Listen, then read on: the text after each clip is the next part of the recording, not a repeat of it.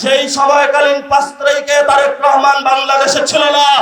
বাংলাদেশে ছিল আমার কৃষক, বাংলাদেশে ছিল মজুর, বাংলাদেশে ছিল রিক্সা চালক, বাংলাদেশে ছিল সবজি বিক্রেতা, বাংলাদেশে ছিল গৃহিণী, বাংলাদেশে ছিল আলেম, বাংলাদেশে ছিল ছাত্র।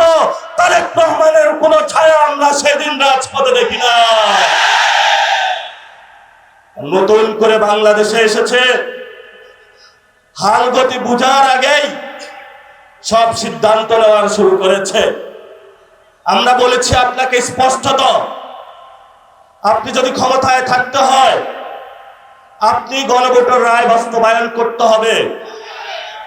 যেই পরিস্থিতি পাকিস্তানি জান্তাদের হয়েছিল বাংলার জনগণের রায় না মানার কারণে, সেই পরিস্থিতি আপনার সাথেও হবে। কারণ এই প্রধানমন্ত্রীর চেয়ার এটা আপনার না, এটা বাংলাদেশের জনগণের।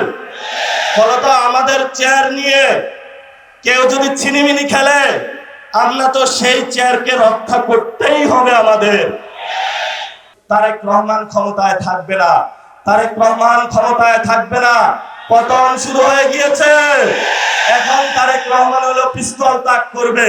আমরাও বলি 1400 লোক গেছে, বুকের গুলি চালান, সমস্যা নাই।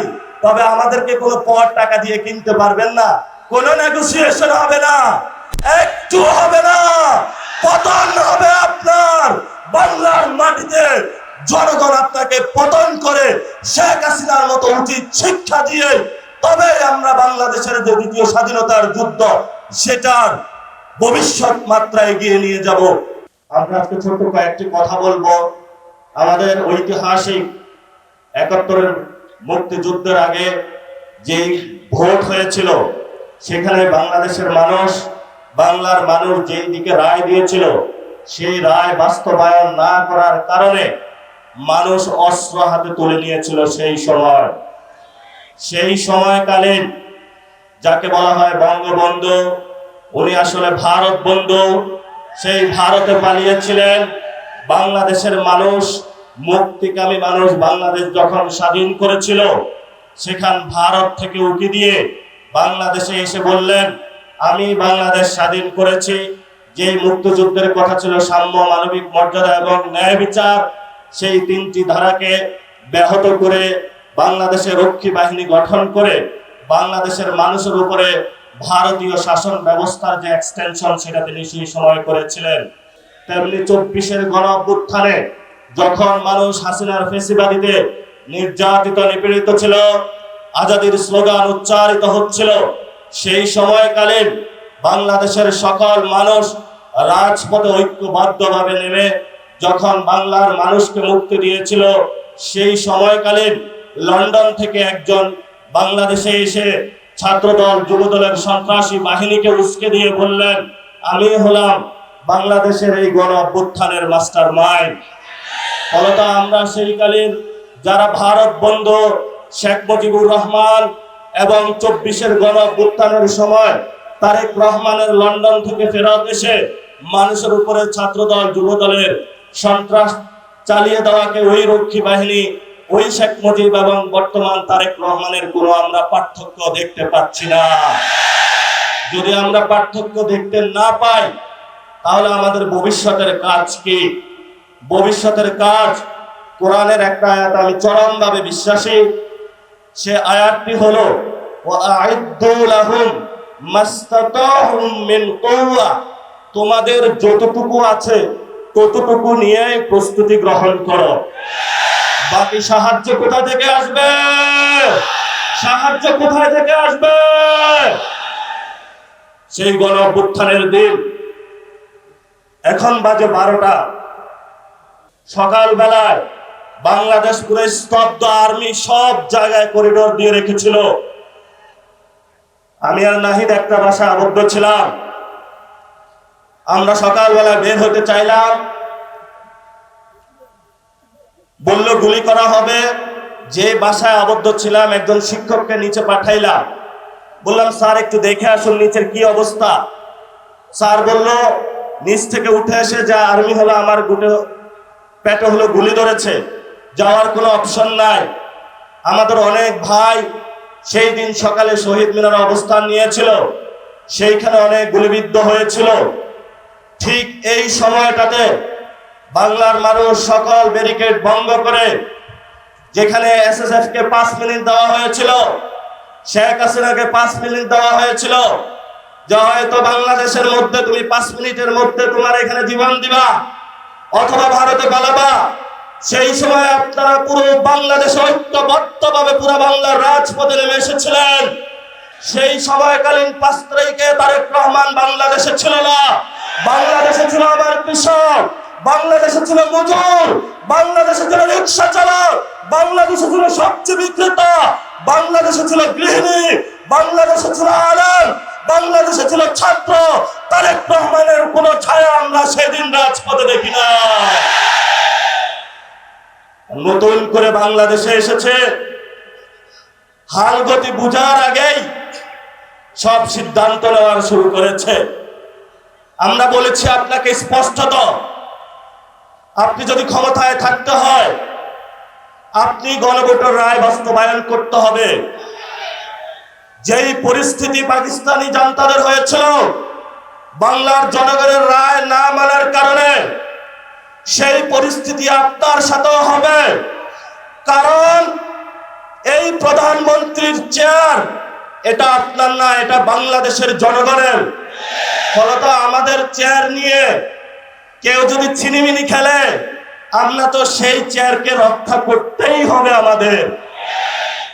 আমি ছোট্ট একটা গল্প দিয়ে শেষ করব। তাজমহল একজনে প্রায় 100 বারের মতন বিক্রি করেছিল। সব খরিদ্দার এসে খুঁজে যে আমি তাজমহলের মালিক, কিন্তু তাজমহলের মালিকানা কি কেউ নিয়েছে না ওই ব্যক্তিও হয়েছে, এটা ভারতের সম্পত্তিও ছিল। তারেক রহমান নির্বাচনে আসার আগে অনেক জায়গায় ধর্ণা দিয়েছে, ভারত থেকে শুরু করে অনেক ডিপ স্টেটের কাছে তাজমহলের মতন 100 জায়গায় বাংলাদেশকে বিক্রি করেছে। এখন সবাই এসেছে তারেক রহমানের কাছে যে তুমি না আমার কাছে বিক্রি করেছিলা, আরেকজন বলে তুমি না আমার কাছে বিক্রি করেছিলা। তারেক রহমান এখনো মাথা খারাপ হয়ে গিয়েছে, এখন তাদের পাওনা বুঝিয়ে দিতে পারছে না। কারণ বাংলাদেশের মালিকানা তারেক রহমানের নয়, বাংলাদেশের মালিকানা বাংলাদেশের জনগণের। আমাদেরকে এনশিওর করতে হবে, যদি বাংলাদেশের মাটি, বাংলাদেশের বায়ু, বাংলাদেশের পানি ভারত বা অন্য রাষ্ট্রের কাছে কেউ বিক্রি করতে চায় ক্ষমতার লোভে, আমরা রাজপথে থেকে সেই সকল মানুষ থেকে বাংলাদেশের স্বাধীনতা এবং সার্বভৌমত্ব নিশ্চিত করতে হবে। এতে যদি আমাদের জীবনে যায়, আমাদের কোনো পরোয়া আছে? চোখ তুলে নিয়েছে ইন্টারের একজন ছাত্রের, মাথা খারাপ হয়ে গিয়েছে যে চোখ তুলে ওদের। গতকালকে যোগসুর সম্মানিত যিনি নির্বাচিত সদস্য, যিনি নির্বাচিত জিএস, উনি বললেন যে এখানে যোগসুতে যে টেন্ডারটা হবে, এই টেন্ডার কোনো চাঁদাবাজদের হাতে পড়া যাবে না। যখনই এই কথা বলা হয়েছে, ওরা রামদা চাপাতি হক স্টিক নিয়ে সর্বসম্মিলিত ঢাকার যারা সন্ত্রাসী গোষ্ঠী আছে, একটা শিক্ষা প্রতিষ্ঠানে তারা আক্রমণ করেছে। সেখানে আক্রমণ করেই তারা ক্ষান্ত হয়নি। আপনারা দেখেছেন হবিগঞ্জে আমরা চিকিৎসা নিতে পারি না, সেখানে হসপিটালে গিয়ে তারা আক্রমণ করেছে। ঢাকাতেও গিয়ে তারা হসপিটালে অ্যাটাক করেছে, সেখানে চিকিৎসা নিতে দেয় নাই। এই তারেক রহমানের সন্ত্রাসী দল, ছাত্র দল, যুব দল, আজকে তোমাদেরকে বলবো কই তোমরা আজকে কোথায় গুপ্ত হয়ে গিয়েছ? আজকে যে রাজপথে দেখা যাচ্ছে না, বাসায় কি ঘুমিয়ে আছো নাকি পালিয়ে গিয়েছ? পালানোর জায়গা পাবেন না। জনতা জেগে উঠেছে। ইনশাআল্লাহ ভবিষ্যৎ বাংলাদেশে আমাদের একটি শপথ নিতে হবে।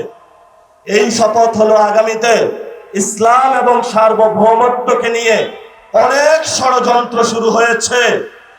আপনারা একমাত্র গার্ড, যারা এটা রক্ষা করবেন, জীবন দিয়ে হলে এটা রক্ষা করতে হবে। কারণ গত 53 বছরে অনেকেই বলেছিল যে অনেকেই নাকি বাংলাদেশের স্বাধীনতার সপক্ষের শক্তি।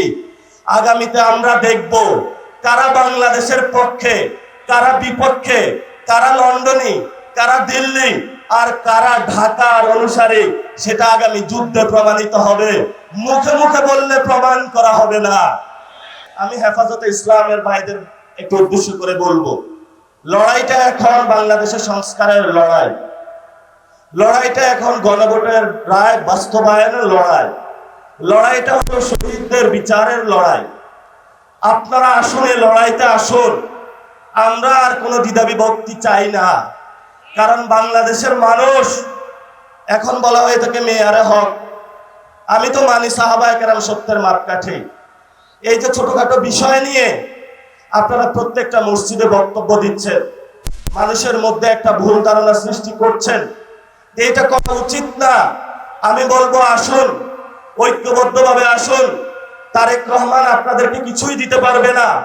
যদি দিতে হয় তাহলে মসজিদের মিনারে বসে আপনার ঝুলনতন্ত্রের বিরুদ্ধে কথা বলতে হবে।